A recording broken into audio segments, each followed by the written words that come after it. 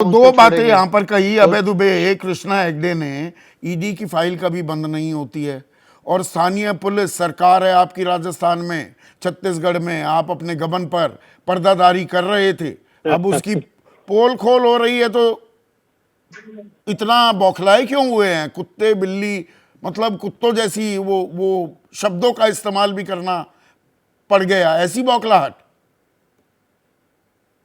संदीप चौधरी जी, गुजरात में 2015 के बाद एक भी भर्ती परीक्षा ऐसी नहीं है जिसमें घोटाला नहीं हुआ। हरियाणा में 28, मध्य प्रदेश के व्यापम में अकेले में 23, उत्तर प्रदेश में 8, बड़े बड़े बता रहा हूं मैं, जिसके कांस्टेबल भर्ती, पावर जनरेशन कंपनी के, फॉरेस्ट गार्ड की, कांस्टेबल की, सारी भर्ती परीक्षाओं में। मध्य प्रदेश में तो ये हद हो गई कि इनके मंत्री के कॉलेज को बैन कर दिया राज्य सरकार ने। इसलिए कर दिया कि जो शिक्षक भर्ती परीक्षा है उसका स्कैम इस कॉलेज से हुआ, ये कह कर दिया। इनके विधायक के कॉलेज से पटवारी भर्ती परीक्षा का घोटाला हुआ, खुद सरकार ने इस बात को स्वीकारा। मैं इस डिस्क्रिमिनेशन की बात इसलिए कर रहा हूँ, सुनिए बीच में सुनिए ना, और अरे ऑडियो नहीं। बोलने दीजिए।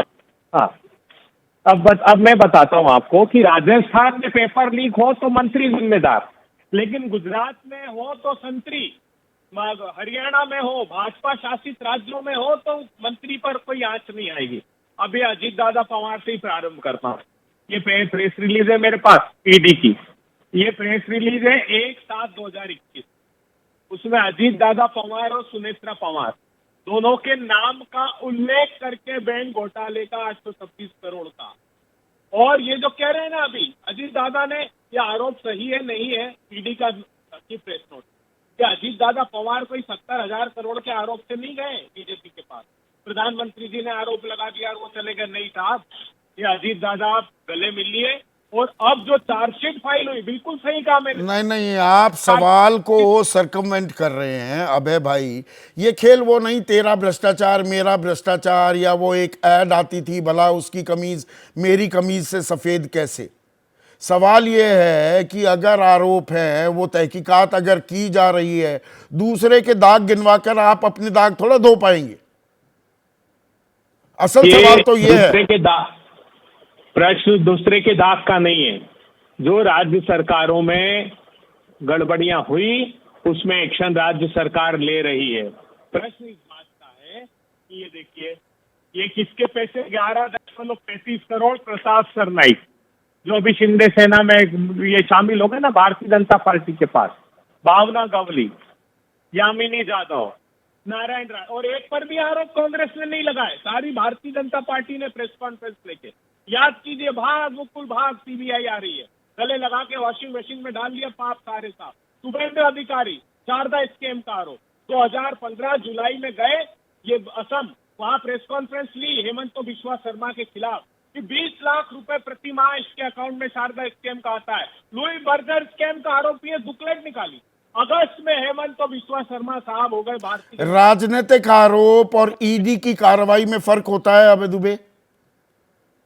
अरे कहाँ, बताइए ना मुझे, कौन से कहाँ चार्जशीट, ये क्या आपने नहीं पढ़ा वो हमारे संजय राउत साहब का क्या बयान दिया कोर्ट ने क्या टिप्पणी की? मैं पढ़कर बता देता हूँ। पूरे मामले को देखते हुए ये स्पष्ट होता है कि दोनों अभियुक्तों को अवैध रूप से गिरफ्तार किया गया था। अधिनियम की धारा 19 के तहत की गई कार्रवाई अवैध है। 100 दिन तक जेल में रखा उनको, प्रमाण ही नहीं है। ये राजनीतिक प्रतिशोध लेते हैं, तमिलनाडु जाते हैं, चुनाव के पहले छापा मारते हैं और बदनाम करने की कोशिश करते हैं। छत्तीसगढ़, राजस्थान में सचिवालय में सोना मिलता है कि नहीं? अरे साहब, राज्य सरकार कॉम्पिटेंट है कार्रवाई करने की। वो कार्रवाई नहीं कर रही, यही तो बात कृष्णा हेगड़े कह रहे हैं। कार्रवाई भारतीय जनता पार्टी की सरकार नहीं करती, कार्रवाई रोक देती, उल्टा रोक तो क्या बंद ही कर देती। आपने अभी बात की, ये बताइए, ये हर्ष गोयनका जी का ट्वीट मेरे पास है। एनसीएलटी में वो तो कोई किसी राजनीतिक दल से संबद्धता नहीं रखते।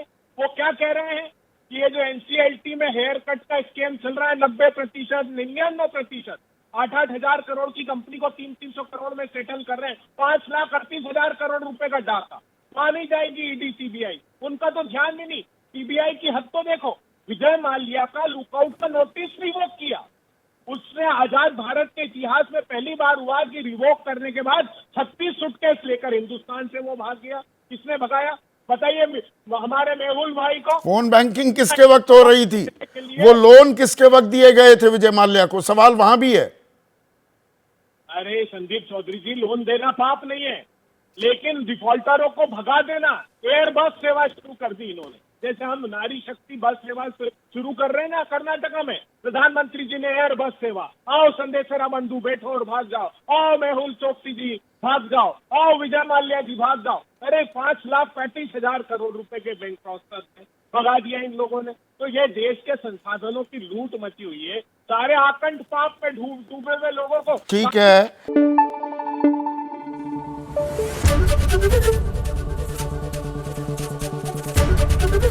एबीपी न्यूज आपको रखे आगे।